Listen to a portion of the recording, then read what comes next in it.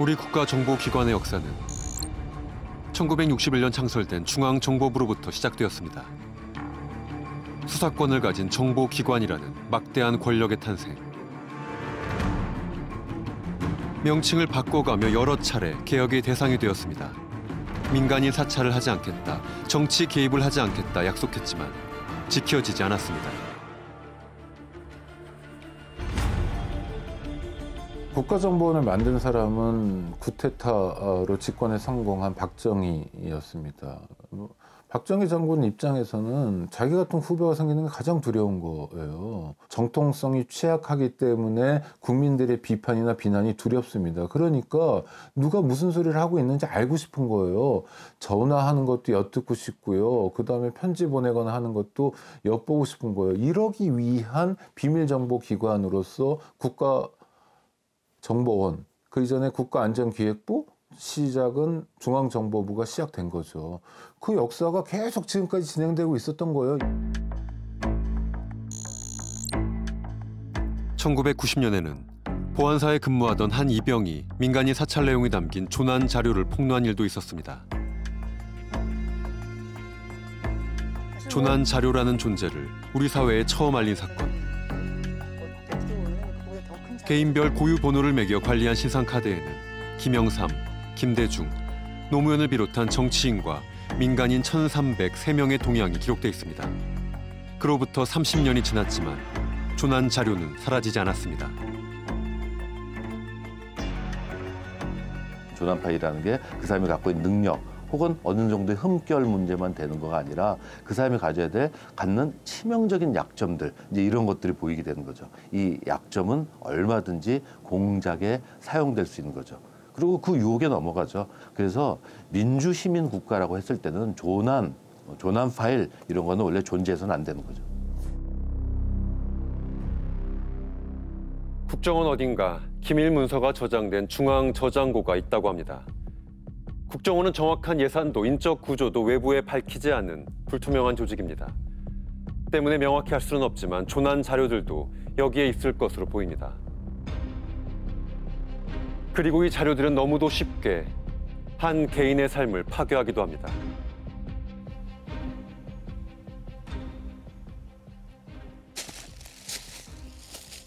제천의 한 남자. 국정원 사찰의 또 다른 피해자, 명진 스님을 만났습니다. 이제는 나이가 드니까 이 무릎이 조금씩 약해지면서 오르막 내리막 다닐 때보다 시근거리면서 아, 무상하구나. 인간 몸뚱이 별거 아닌데 뭐 때문에 그렇게 아등바등 뭐 지키고 구하고 얻으려고 살았나 하는 그런 생각이 더 많이 들어요. 2006년 강남 한복판에 위치한 사찰 봉은사 주지에 취임했던 명진 스님. 혼자 버스를 타고 많은 분들이 인사를 하고 버스를 타도 인사를 하고 아, 내가 이만큼 잘났구나 하면서 다시 또 발표했습니다. 투명한 사찰 운영과 직설적인 정부 비판 발언으로 세간의 인기를 얻고 있었습니다. 하지만 조계종은 봉은사를 직영 사찰로 전환하고 명진의 승적을 박탈했습니다. 그는 정치 세력이 조계종을 압박해 자신을 제거하려 했다고 의심해왔습니다. 그리고 10년이 지난 지난해 국정원 문건이 공개되면서 사실로 밝혀졌습니다.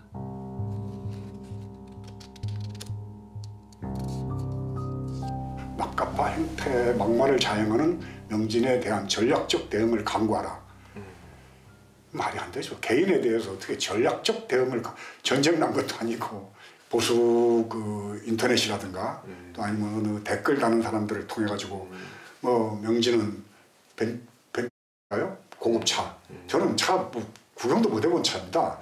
그 차를 끌고 다니고 그 아파트도 제가 뭐 소유를 하고 있다든가 내지는 여자가 있다든가 뭐 애도 있다든가 돈이 또 뭐 100몇십억이 있다든가 이런 얘기들이 끊임없이 돌아다녔거든. 그게 보니까는 결국은 국정원의 지시 속에서 이루어졌던 행태였더라고요. 국정원의 사찰 내용 중에는 기본적인 사실관계조차 맞지 않은 것들이 많았다고 합니다. 100억 원 착복설도 그 중에 하나입니다. 하차를 했으면은 제대로 해야지 되잖아요. 그러면 사찰 나가면 나도 그래 참 사찰은 잘했다 이럴 텐데 이거는 심부름센터나 흥신소에다 부탁을 해도 이렇게 사찰 안 합니다. 아주 저질이고 더군다나 사실이 안 맞아요 이게. 어렵게 자신의 조난 자료를 받았지만 아직도 밝혀야 할 진실이 남아 있습니다. 명진 스님 이름으로 작성된 30여 건의 자료 가운데 13건만이 공개되었습니다. 공개된 자료 역시 불완전합니다. 국정원에서 삭제한 부분들, 어떤 내용이 있고 왜 지웠는지 밝혀야 한다는 것입니다. 제가 받아봐야죠. 나를 무슨 추문으로 어떻게 해서 이게 어딘가 있을 거 아닙니까 기록이. 난 그걸 보고 싶다는 거죠. 그래서 내 나라 내 파일을 옛날에 어두운 시절에 그 막 암흑 세력들이 저질렀던 나에 대한 그 기록들 같은 것도 내가 보고 이건 잘못된 거다. 잘된 건지 잘못된 거든지 개인의 기록물이 국가기관 어딘가에 있다는 것 자체가 엄청 기분 나쁜 일이잖아요. 그럼 내놔야죠 이제. 지난해 말 국정원법 개정안이 통과되면서 국정원 개혁이 첫 걸음을 내딛었습니다. 개석 187인 중 찬성 187인으로서 국가정보원법 전부 개정 법률안 대안은 가결되었음을 선포합니다. 국내 정치 개입의 빌미가 되었던 국내 보안 정보는 없앴고 정치 개입 우려 조직은 해체되었고 원천적으로 설치할 수도 없습니다. 대공수사권도 정보 수집과 수사 분리의 대원칙을 실현해서 인권 침해 소지를 없앴고 세상에 공개된 국정원 조난 자료를 다시 보겠습니다. 빈 곳이 너무 많습니다. 국정원이 진정 국민을 위한 정보기관으로 거듭나려면 여전히 밝혀야 할 것들이 많아 보입니다. 원세훈 원장과 관련된 기사를 썼어요. 그 준비하던 과정, 그리고 기사를 낼 때 나오고 난 후에 국정원에서 저를 얼마나 괴롭혔는지 다 알고 있어요. 그런데 그걸 보고 안 했다고요? 그 보고서가 왜 없다고요? 에이, 그 내용은 명확한 불법 수집이기 때문에 아마 폐기했거나 그 팀의 존재도 아마 없앴을 거예요.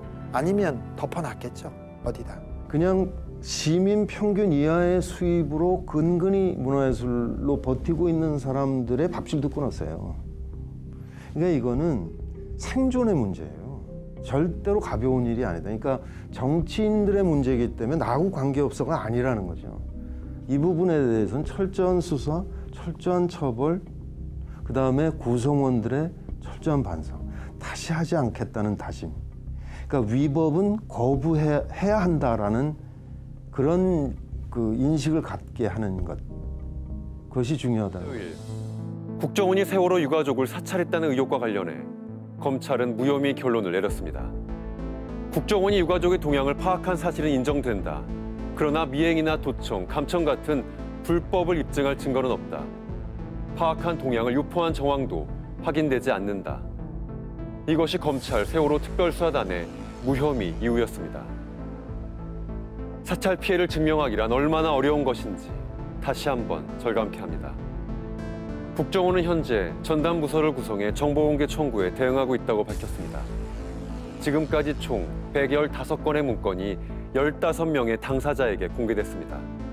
하지만 아직 시작에 불과합니다. 더 많은 조난 자료들의 봉인이 풀려야 합니다. 다시는 이 자료들이 심리전이나 공작에 사용되어선 안 되기 때문입니다.